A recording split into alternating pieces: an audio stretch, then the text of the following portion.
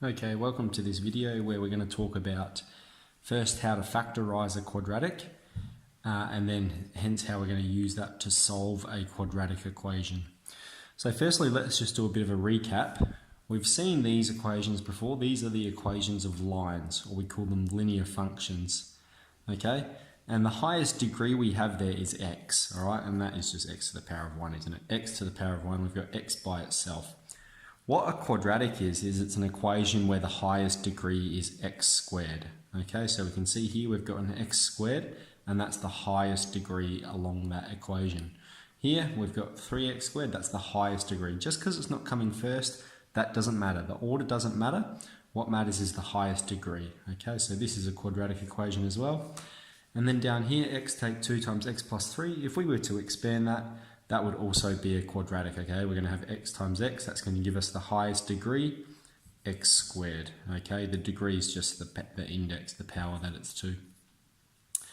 So we've looked at solving linear equations. We have 2x plus 3 is 0, okay? So we can write this as 2x is minus 3, or x is minus 3 on 2. Linear is easy. There's only one answer. When we have a quadratic, there can often be two answers. So what we're going to apply here is what's called the Null Factor Law. So the Null Factor Law says if we have a times b equals 0, then a has to equal 0 or b equals 0. One of them has to be 0. There's no set of integers that when you multiply them, the product of those integers is 0. One of them has to be 0. So let's get into some examples down here. So we've got the first one here is 3x squared take 6x is 0.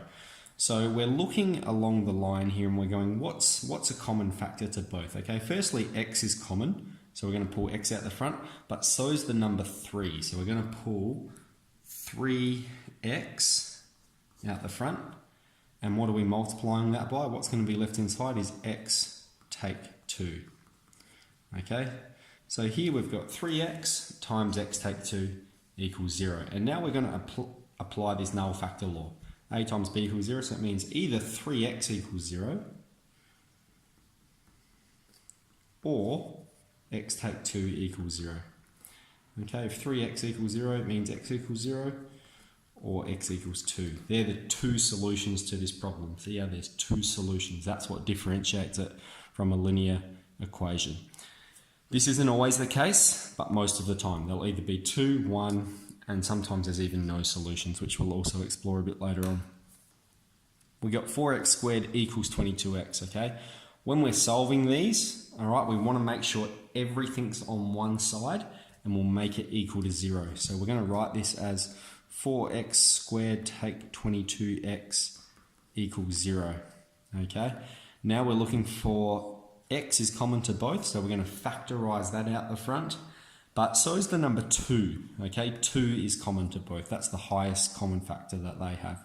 So we're going to pull 2x out the front, and we're left with 2x take 11 equal to 0, okay? So again, applying the null factor law, either 2x equals 0 or 2x take 11 equals 0. Now this solution here would give us x equals 0.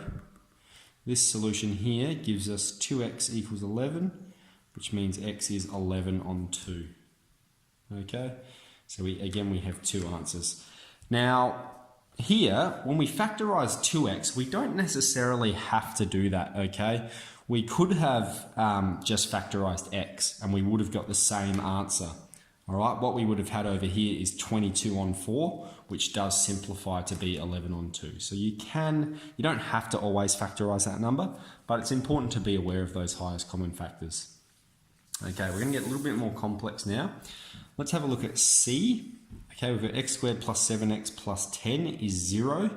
So I'm not going to highlight this whole process. You should have a good idea of this process, but I will refresh your memory.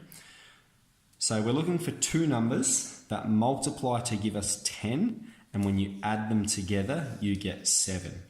Okay, so if we write that out, this is how we inspect it.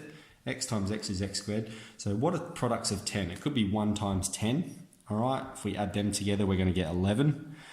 It could be 2 times 5. Oh, fantastic. 2 plus 5 is 7. Okay, so the factors we're looking for is this, okay? And we do what's called cross multiplying. This is how we check. We've got 5x if we were to do that, and 2x if we do that. And when we add these together, we get 7x. So we can write this equation like this. X plus 5 times x plus 2 equals 0, okay? I'm assuming you know this process pretty well. If we were to expand this out, this is what we'd get. These two equations are equal, they're just written in a different form. So let's go ahead and solve this one. We're going to have x plus 5 equals 0, or x plus 2 is 0. Okay, this one gives us the solution x is minus 5. This one gives us the solution x is minus 2. All right, so we have our two solutions there for this problem. Okay, we'll move on to the next one.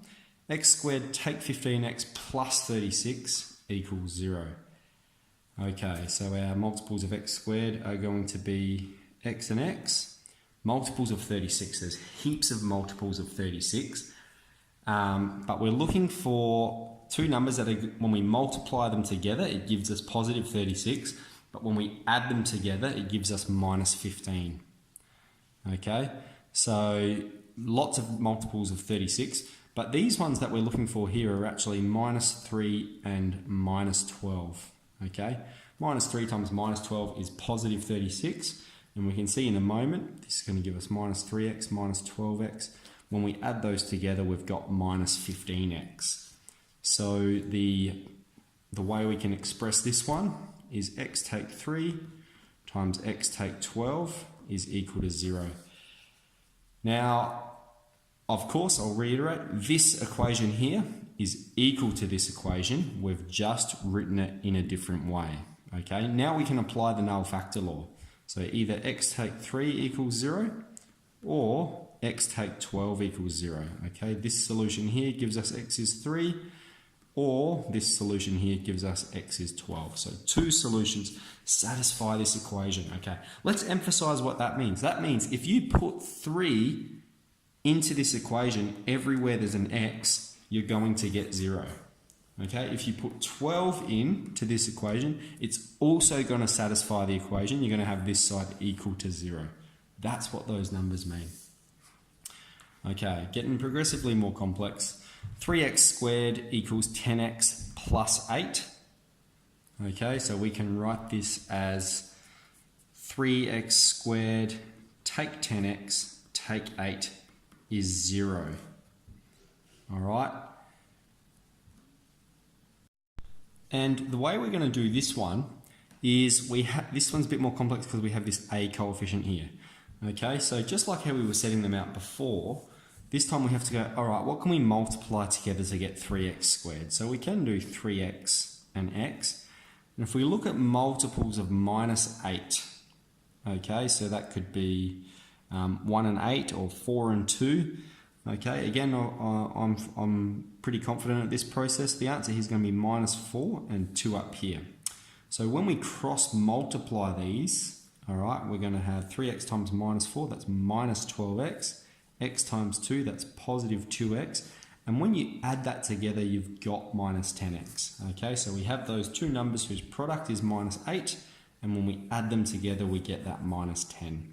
So we can express these. Now you have to be careful about this. This is how we wrap the brackets around it. The brackets go around horizontally. Okay, so what we've got is 3x plus 2 times x take 4 is 0. Okay, again, let's apply that null factor law.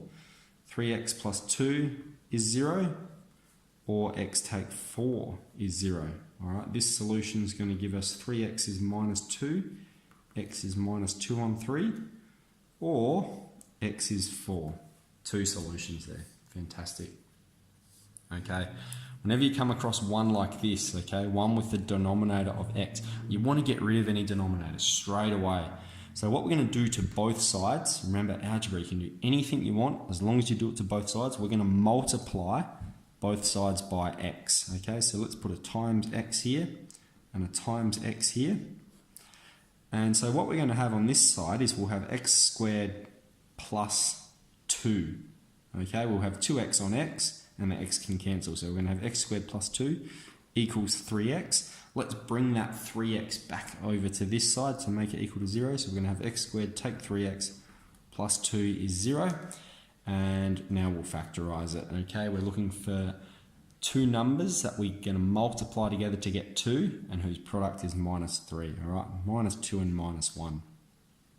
Okay, minus 1 times minus 2 is going to give us positive 2.